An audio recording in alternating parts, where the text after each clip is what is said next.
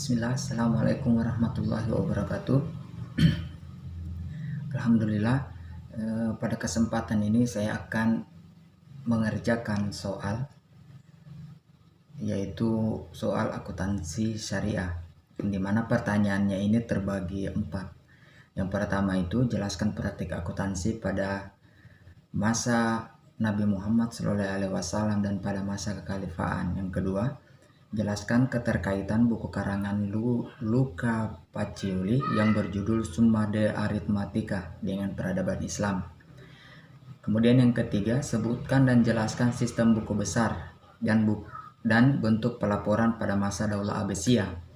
Kemudian yang keempat, berikan 3 argumen yang disampaikan oleh sejarawan akuntansi syariah yang menunjukkan bahwa akuntansi modern telah lebih dulu dikembangkan oleh masyarakat Muslim. Baik, video pertama atau video 1 ini saya akan menjawab pertanyaan yang pertama, yaitu jelaskan praktik akuntansi pada masa Nabi Muhammad SAW dan pada masa kekhalifahan. Baik, jadi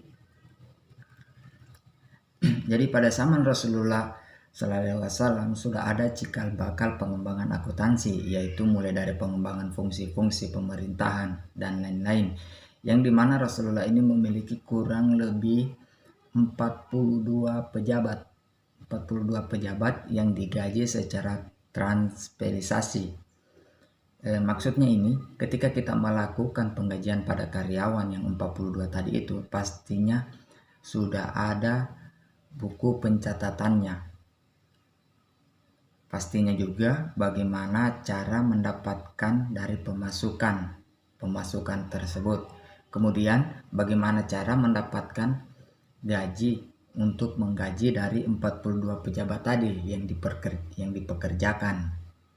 Dalam hal ini 42 pejabat tadi itu yang digaji sudah masuk di dalam pencatatan. Berarti dalam hal ini sudah termaksud dalam praktek akuntansi. Nah, kemudian berlanjut lagi pada masa kekhalifahan, yaitu Khalifah Umar bin Khattab. Jadi pada masa kekhalifahan Umar bin Khattab, praktek akuntansi ini dikembangkan. Perkembangan pemerintah Islam ini yaitu sudah meluas sampai meliputi Timur Tengah, Afrika, dan Asia. Jadi dalam hal ini semakin besar cakupan Islam, berarti semakin besar pula juga penerimaan ataupun pengeluaran negara Islam pada saat itu. Jadi penerimaan di sini dapat kita lihat seperti pada saat kita melakukan pembayaran zakat, seperti seperti yang kita lakukan saat ini juga. Tapi pada masa kekhalifahan itu sudah ada juga tentang pembayaran zakat. Kemudian di masa kekhalifahan juga itu mengambil sebagian besar itu penerimaan dan pengeluaran itu dari harta dari rampasan perang dan lain-lain. Jadi di sini semakin banyak ekspansi yang diperoleh oleh negara, maka semakin banyak pula pengeluaran dan pengelolaan negara. Maka para sahabat merekomendasikan ide, yaitu perlu diadakannya pencatatan yang bertanggung jawab dalam penerimaan dan pengeluaran negara. Berarti dalam hal ini praktek akuntansi sudah mulai meningkat dari masa ke masa. Maka pada saat itu Khalifah Umar bin Khattab menjadikan lembaga yang disebut dengan diwan. Kata diwan itu berasal dari kata diwana, yang dimana artinya itu adalah tulisan.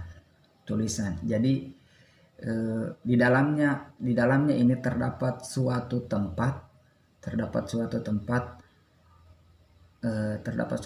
atau ruang lingkup ruangan, yaitu kantor bagian pencatatan penerimaan dan pengeluaran negara. Kemudian di masa Khalifah Umar bin Abdul Aziz, yaitu laporan keuangan pemerintah mulai dikembangkan dengan kewajiban melakukan bukti penerimaan uang. Jadi di zaman ini setiap kali kita melakukan uang kas,